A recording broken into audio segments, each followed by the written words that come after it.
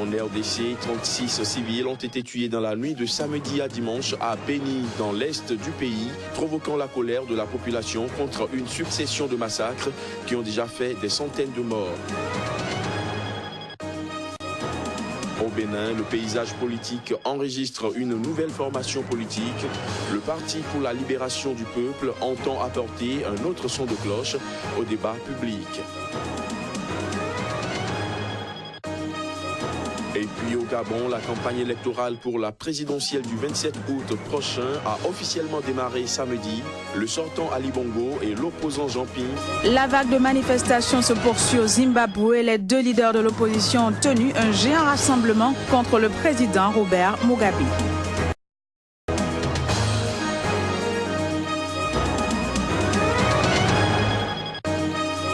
Puis actualité politique au Niger, le mouvement national pour la société de développement accepte de prendre part à la gestion de l'État.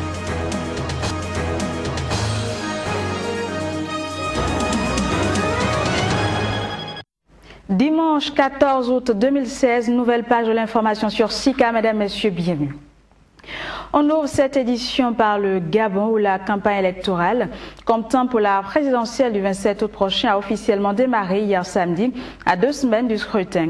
Le premier jour de campagne a enregistré une démonstration de force du président sortant Ali Bongo Ondimba à Libreville. Et pendant ce temps, l'opposant Jean Ping, lui, a réuni près de 3000 personnes en 2 réunions publiques dans le centre du pays. Reportage. Ali Bongo Ondimba a tenu un meeting géant dans un stade de Libreville pour lancer sa campagne. Âgé de 57 ans, Abo, comme l'appellent affectueusement ses militants, se revendique comme le candidat du changement face à ses principaux rivaux, des septuagénaires qui ont été des proches de son père. Nous sommes là pour célébrer l'ouverture de la candidature du président Ali Bongo Ondimba. Et nous croyons que tout va bien se passer parce qu'il est le candidat de l'avenir. Nous avons confiance, nous avons espoir que beaucoup de choses changeront. C'est une élection présidentielle, donc à partir de cet instant, chaque candidat a ses arguments. D'autant plus que notre candidat est le président sortant et déjà fort de ce qu'il a déjà fait et ce qu'il va faire dans l'avenir, nous mobilisons nous, la jeunesse derrière nous. Au premier jour de la campagne, d'innombrables affiches avec la photo du président sortant étaient également présents à des points stratégiques de Libreville, alors que ses adversaires étaient quasi invisibles. Le principal opposant Jean Ping a de son côté réuni près de 3000 personnes en 2 réunions publiques dans le centre du pays. Outre la destruction des affiches des candidats de l'opposition, Ping dénonce aussi des intimidations envers ses partisans pour les dissuader de venir à ces rassemblements.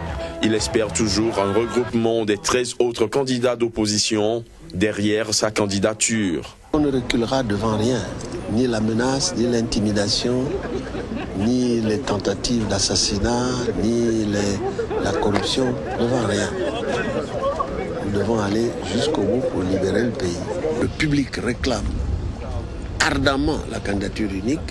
L'extérieur réclame pour que nous soyons pris au sérieux une candidature unique alors que nous sommes 14 face à un dictateur. Ils pensent donc que cette candidature unique s'impose. Moi, je crois qu'ils ont raison. Dans un communiqué conjoint publié vendredi, les ambassades de France et des États-Unis, la délégation de l'Union européenne et le représentant des Nations unies ont demandé aux autorités gabonaises d'assurer la liberté d'expression, d'association et de réunion, ainsi qu'un accès équitable aux médias publics lors de cette élection. Les élections générales en Zambie passées, les résultats complets officiels doivent être annoncés ce dimanche. Samedi, des résultats encore très partiels donnaient le chef de l'opposition Hakainde Hichilema en tête de la présidentielle en Zambie. Les détails. Hakainde Hichilema affirme que son principal rival à l'élection présidentielle de jeudi en Zambie, Edgar Lungu, collabore avec la commission électorale pour truquer les résultats. Ces déclarations interviennent après une campagne tendue marquée par de nombreux incidents entre les militants des deux camps. La commission électorale tergiverse en quelque sorte pour retarder l'annonce des résultats. Beaucoup de bureaux de vote ont fini avec le vote il y a 6 heures. Mais la commission électorale a donné des instructions pour que le certificat de résultat de vote ne soit pas délivré au bureau de vote et en attendant que les bandits armés du Front Patriote prennent le contrôle des bureaux de vote dans la nuit et changent les résultats. Comment les résultats d'un bureau de vote de Lusaka, à 5 km d'ici, ne peuvent pas être arrivés alors que les résultats d'Ikelengui, qui est à 2000 km d'ici, sont ici. Les résultats de Tchambogo, province du Nord-Est, une zone rurale, sont ici. Les résultats de Kanyama, Lusaka, ne le sont pas. Les résultats des bureaux à 5 km d'ici ne sont pas là parce qu'ils essaient de fausser les chiffres. C'est inacceptable. Du côté de la commission électorale, ces allégations sont qualifiées de regrettables. Le vote de jeudi s'est déroulé dans le calme, sans incident majeur, et la participation a été élevée, à en croire la commission électorale. La Zambie élit son président 18 mois seulement après la dernière élection qui avait porté Edgar Lungu au pouvoir pour achever le mandat de Michael Sata, décédé en octobre 2014. Parlant toujours des élections en Zambie, des accusations de fraude ont été lancées par le principal candidat de l'opposition, et ce alors que des résultats émergeaient à compte-gouttes. La mission d'observation de l'Union européenne, qui avait déployé 120 observateurs, a appelé au calme ce samedi. Elle a également rendu les conclusions de ces observations durant la campagne électorale et les élections générales. Suivons la responsable de la mission d'observation de l'Union européenne. La commission électorale a fait des efforts pour augmenter la transparence de l'administration électorale, mais elle a quand même raté des opportunités d'aller encore plus loin, vu qu'elle n'a pas autorisé les observateurs internationaux ou locaux à accéder à un certain nombre d'activités importantes. Nous avons trouvé que les médias de l'État ont systématiquement pris parti et ont échoué à couvrir de manière juste et équitable les campagnes électorales. Au Zimbabwe, les deux leaders de l'opposition ont présidé ensemble ce samedi un grand rassemblement d'union contre le régime du président Robert Mugabe. Morgan Tsvangirai et l'ancienne vice-présidente Joyce Mujuru ont protesté contre le maintien au pouvoir du président Mugabe. Ils ont par ailleurs appelé à l'union des forces d'opposition afin d'accéder au gouvernement.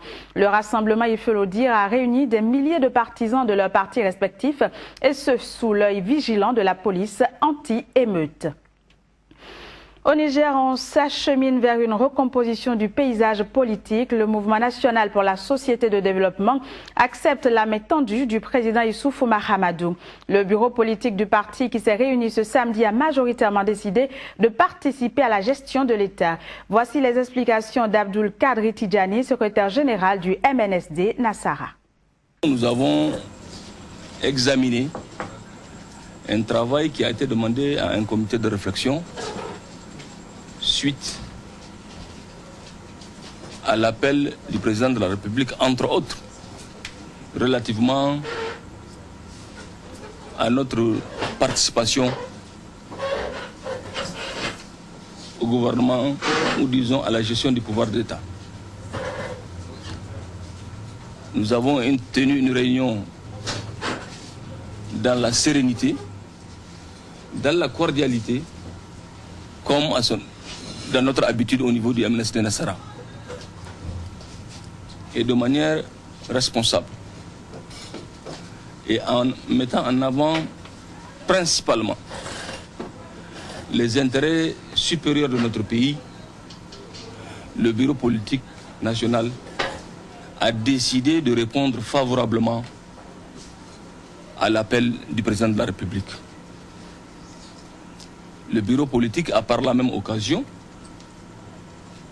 responsabilisé le président du parti pour qu'il entame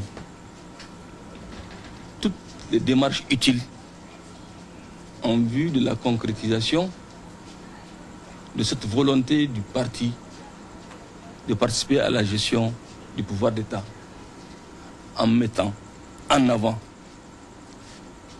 les intérêts supérieurs de notre pays et de la nation, au regard du contexte particulier dans lequel aujourd'hui se trouve notre pays.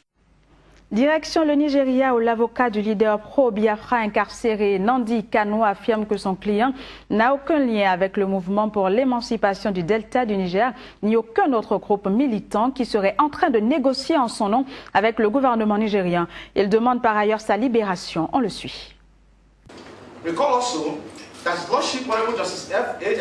Vous vous souviendrez aussi que son Excellence Afa Ademola de la Haute Cour fédérale d'Abuja a rendu une ordonnance le 17 décembre 2015, lorsque le tribunal a ordonné au service de sécurité de l'État de libérer sans condition Nnamdi Kanu. Ce ne fut pas un ordre de le libérer en attendant le dépôt d'une autre accusation portée contre lui.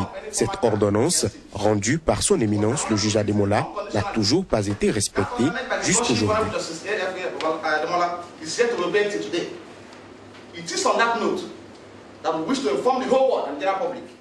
C'est sur cette note que nous tenons à informer le monde entier et l'opinion publique du Nigeria que Nnamdi Kanu n'a aucun lien que ce soit, contact, lien ou toute forme de relation avec les membres du MEND, le mouvement pour l'émancipation du Delta du Niger. Ainsi, les membres du mouvement pour l'émancipation du Delta du Niger n'ont pas autorité directe, explicite ou implicite pour représenter ni Nnamdi Kanu ni le peuple indépendant du Biafra dans toute négociation en cours entre le MEND et le gouvernement fédéral. En RDC, 11 policiers et 8 miliciens ont été tués lors d'un affrontement les opposants au centre du pays. Le combat a éclaté vendredi entre les forces de l'ordre et une milice conduite par un chef coutumier, Kamwinan Sapou, à la suite d'une intervention des forces de l'ordre qui visait à protéger et à sécuriser la population. Selon une déclaration des autorités congolaises, le chef de la milice a également été tué.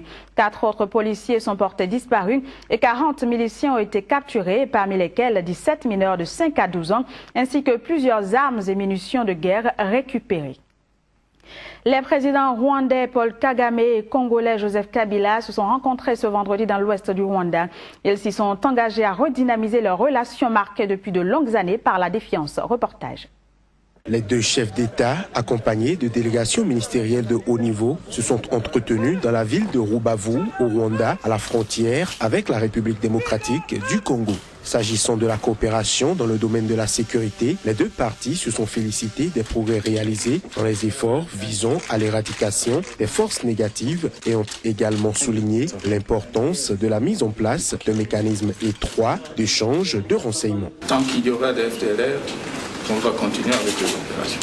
Alors la question, ce n'est pas de savoir ce que nous comptons faire, mais plutôt ce qui se fait sur le terrain. Ce qui est en train de se faire sur le terrain, et sont les opérations qui sont en cours. Dans la province ici du Nord Kivu et bien entendu une partie de la province du Sud Kivu. Outre le volet sécuritaire, les présidents Kagame et Kabila ont convenu vendredi de renforcer la coopération des deux pays dans les domaines du commerce transfrontalier et de l'énergie, notamment dans l'exploitation du gaz méthane dans le lac Kivu. Ils se sont également engagés à des efforts mutuels pour la redynamisation de leurs relations bilatérales, notamment par l'intensification des relations diplomatiques entre leurs deux pays.